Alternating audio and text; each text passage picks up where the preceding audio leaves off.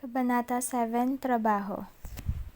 Lunes ng umaga dapat ang magiging General Assembly ng lahat ng mga nag-aaral sa Northwestern Colleges. Hindi makakapunta si Sibal kung susundin ang schedule ng kanyang trabaho, ngunit dahil pupunta ako ay makakapunta rin siya. Day off niya kahapon kaya hindi ko nasabi sa kanyang plano ko, and this is going to be the first time we'll talk since Saturday. Well, I shouldn't act like a bitch, alright? Pilit ko na lang kinalimutan na yun habang pinagmamasdan ng mga naliligo sa dagat. Hinihintay ko ang pagpasok niya sa aking kwarto. Nakapagbihis na ako at lahat. Nang narinig ko ang beep ng pintuan, ay alam ko na agad na nariyan na siya. Natili akong nakatingin sa swimming pool. Good morning, Miss President, bati niya. You're not cleaning this morning. Pupunta tayo ng assembly. Maagap kong sinabi bago siya hinarap. He looked a bit shocked, ngunit tumango rin ng napagtanto ang sinabi ko. Humalakip-kip ako at humilig sa railings ng aking balkonahe.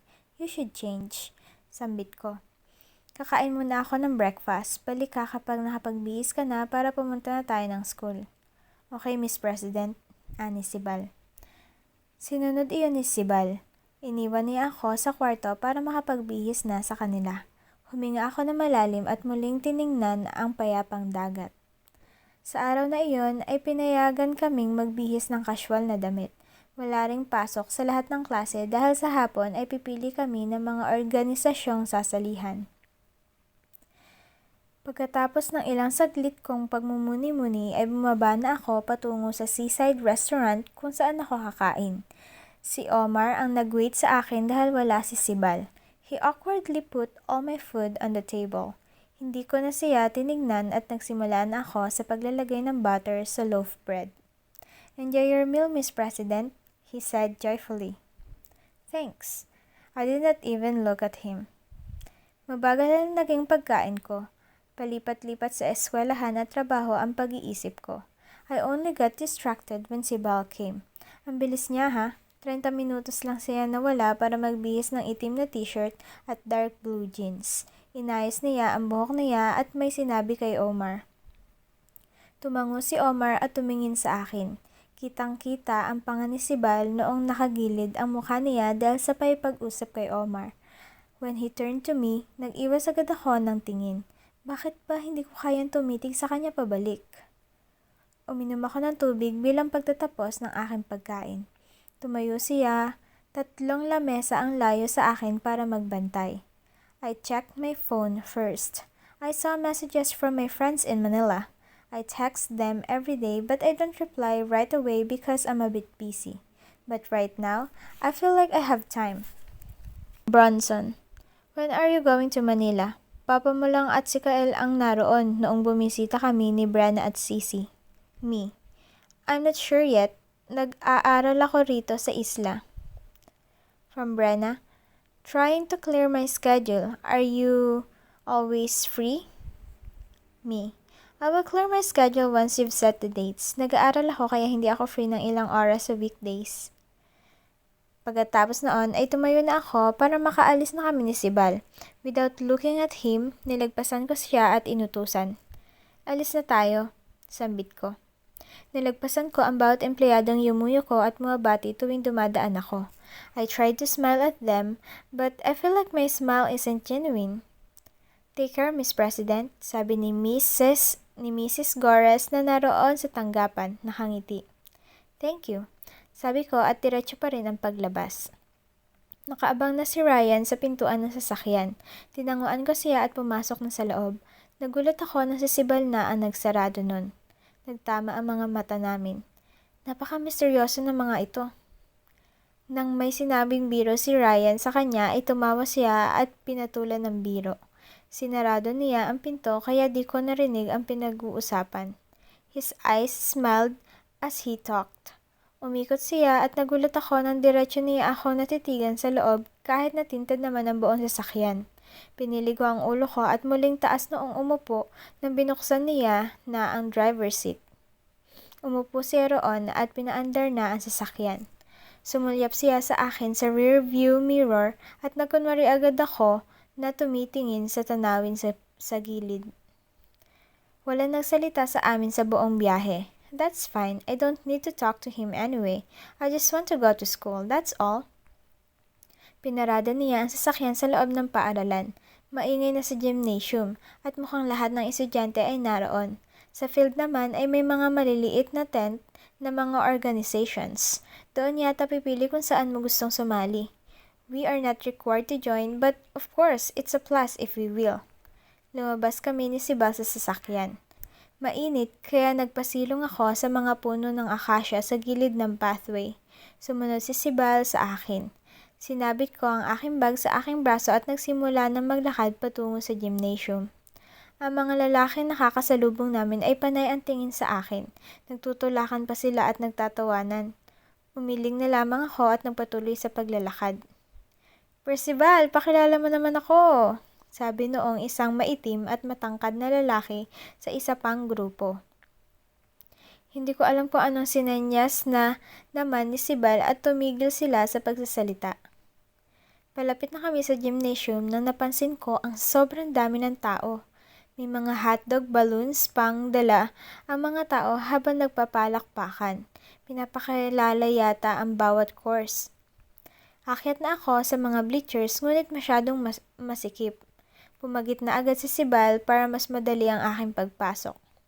"Excuse me," he said to the people, oblivious of my presence. Not that they should mind my presence though.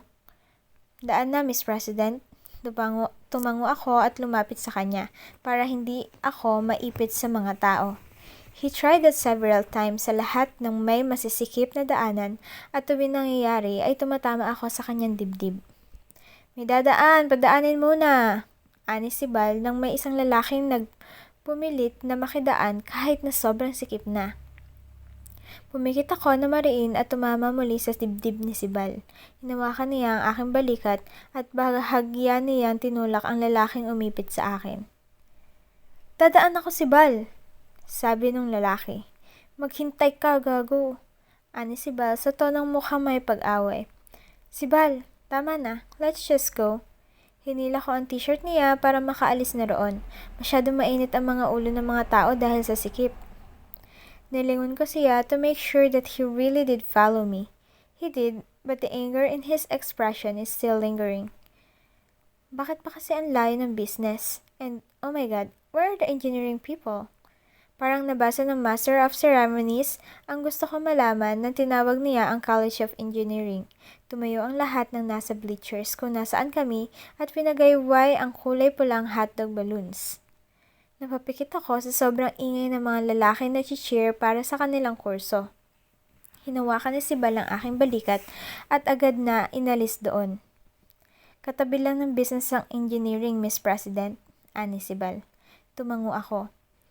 Umakyat si Sibal sa bleachers na naghahati sa dalawang kurso at nilingon niya ako.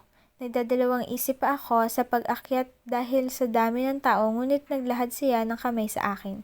Dahan-dahan kong nilagay ang kamay ko sa kamay niya at hinigit niya na ako paakyat doon. "Sibal!" Tawag ng pamilyar na boses. "Akala ko di ka makakapunta." Pagtingala ko ay nakita ko si Jack kasama si Katarina at ilan pang pamilyar na kaklase nila. Hinila ako ni Sibal para makaakyat pa sa tamang palapag at kinausap niya si Pauline sa may business na side para umusog. Ginawa iyon ni Pauline at tinuro sa akin ni Sibal ang espasyo. "Thanks," I said.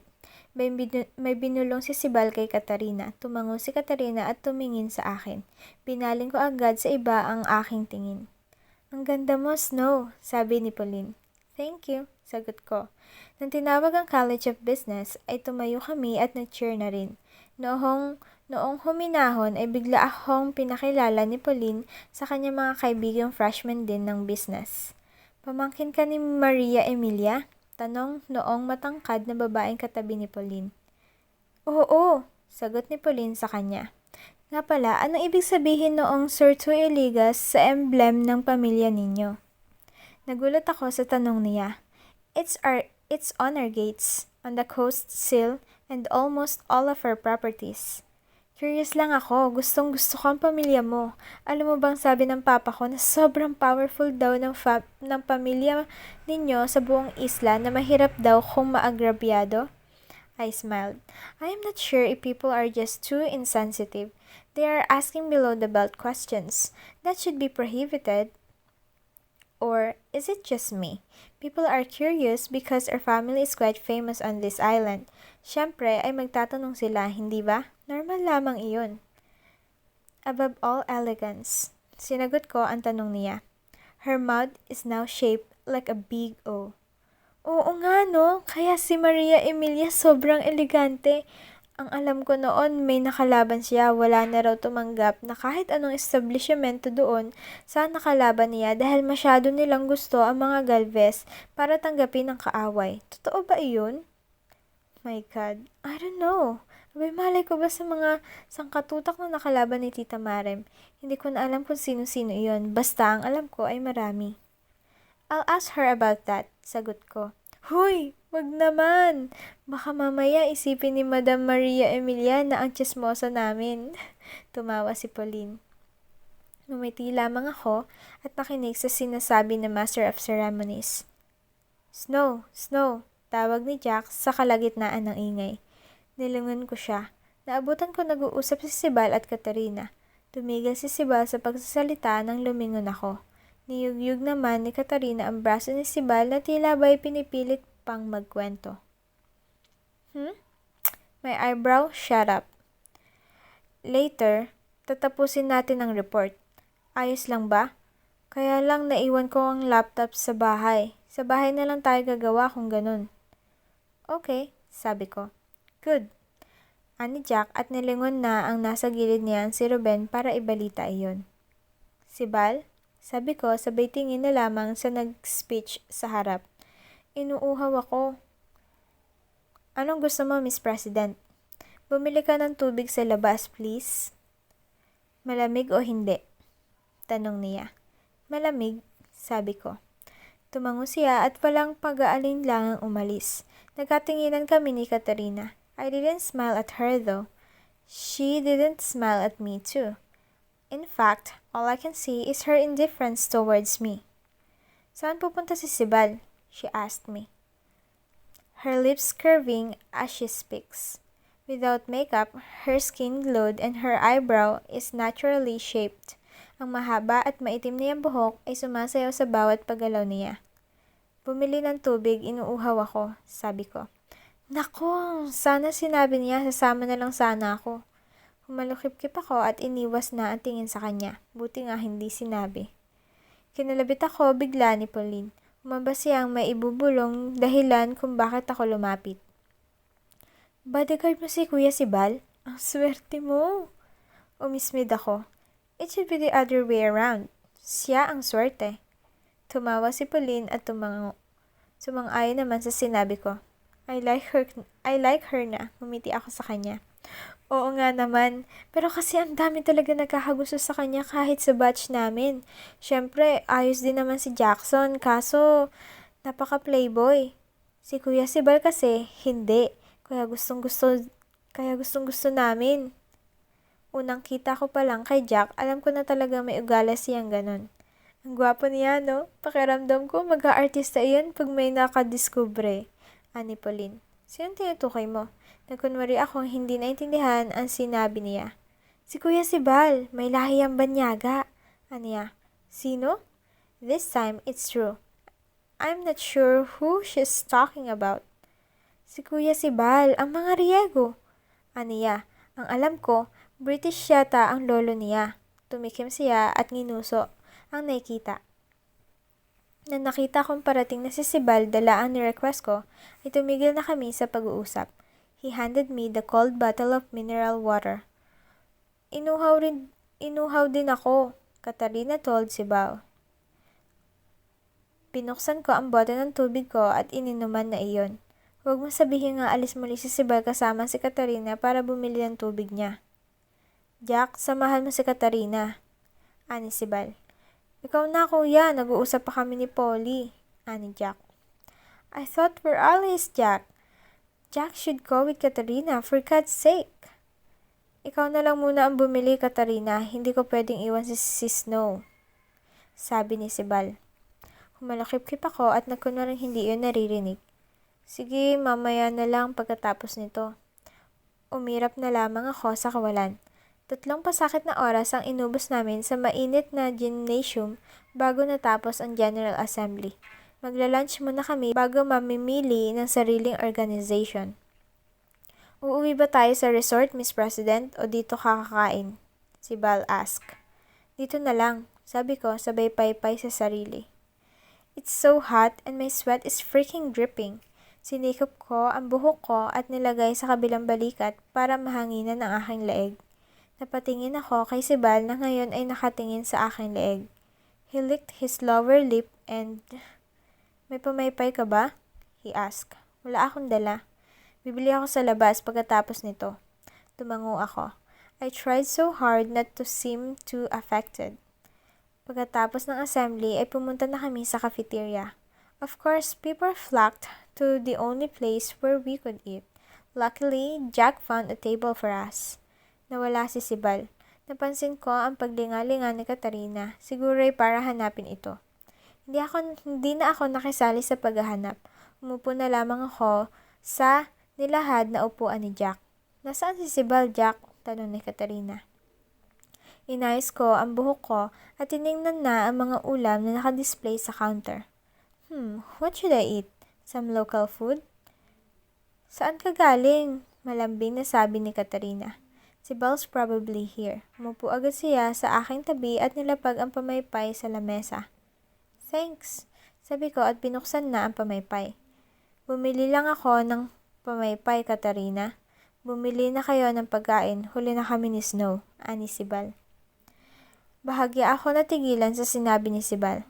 This isn't the first time I heard him say my name without the proper titles and it feels fine, ani Katarina at sumama na kay Jack para bumili ng kanilang pagkain. Ano gusto mo kainin? Tanong ni Sibal sa akin.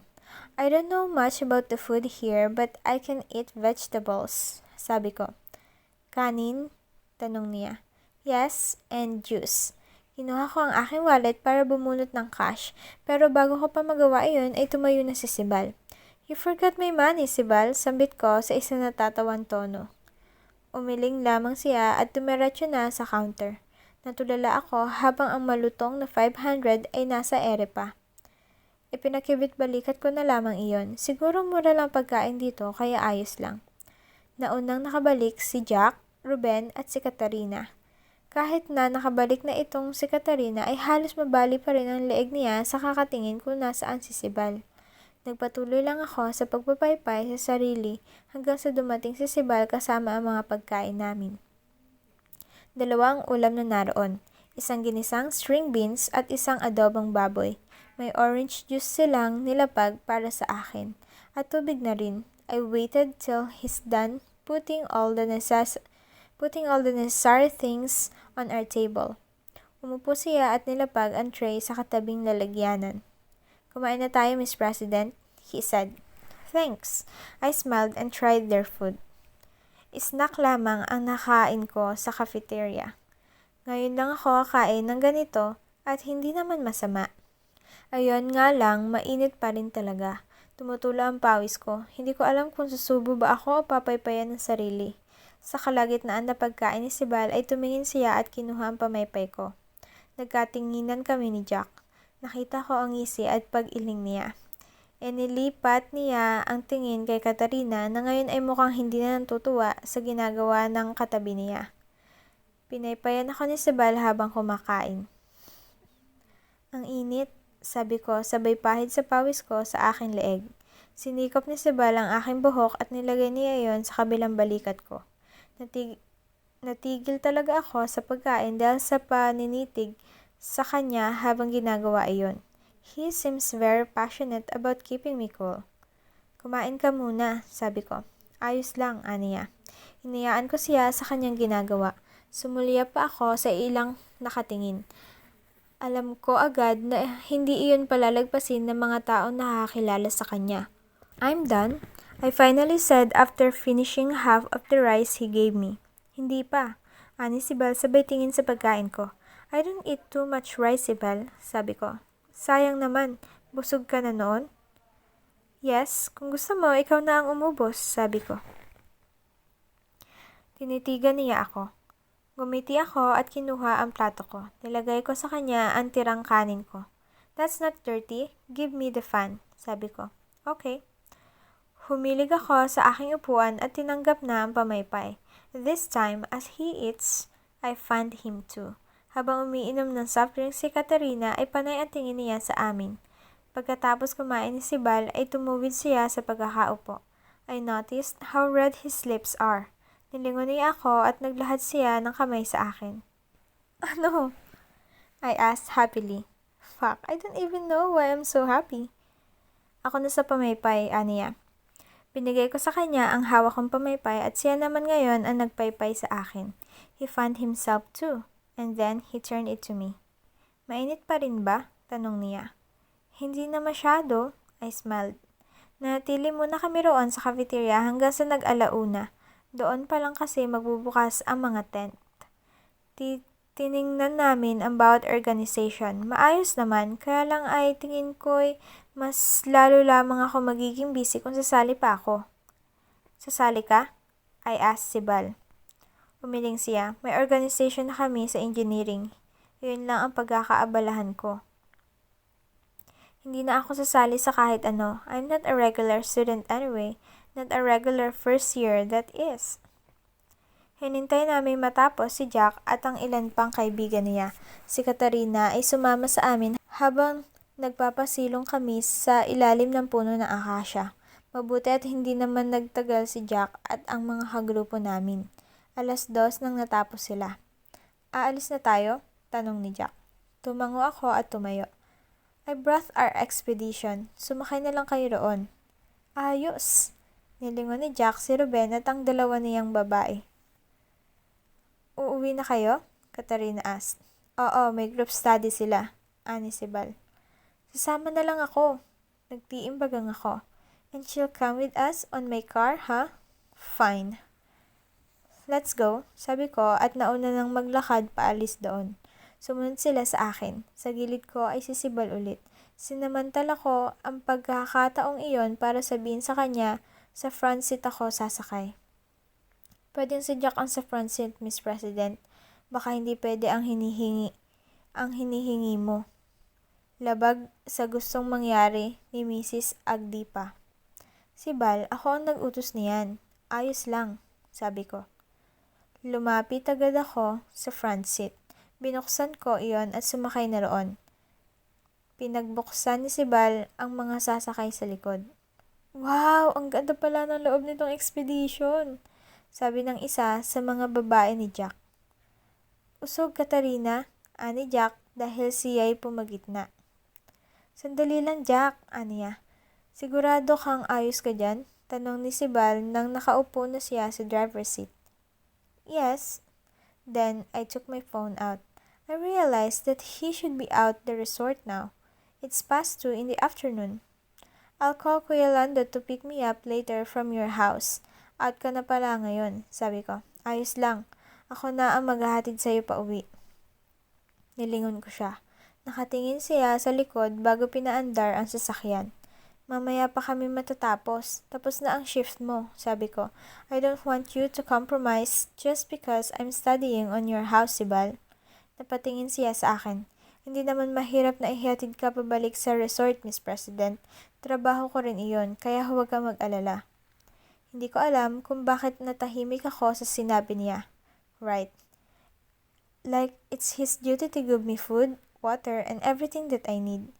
Pinaypaya niya ako dahil trabaho niya iyon. Binigyan niya ako ng tubig dahil trabaho niya iyon. Ng pagkain dahil trabaho niya iyon. Sinusunod niya lahat ng gusto ko dahil trabaho niya iyon. Trabaho niya ang lahat ng ito. Parang may kirot akong nararamdaman sa aking puso. Hindi ako makahinga at nanlamig ako. Am I sick or what? Sumulyap si Bal sa akin nang nasa kalsada na kami. Nakita ko iyon sa gilid ng aking mga mata. Galit na galit ang tingin ko sa kalsada habang nagtatawanan sila sa likod. Mainit pa ba? Si Bal asked. Tinapunan ko siya ng matilim na tingin. Gustong-gusto ko siyang suntukin. Gusto ko siyang sabunutan. Nairita ako. Sumuliyap siya muli at nang napansin ang ekspresyon ko'y tinapat ang aircon sa akin. Hindi na mainit. Nanginig ang boses ko. Fuck, what the hell? I turned the aircon to him and then I crossed my arms. Nilingon ko ang bulubundukin kung nasaan ang mga windmills sa tuktok na yon. For the first time since I got here, I feel so homesick.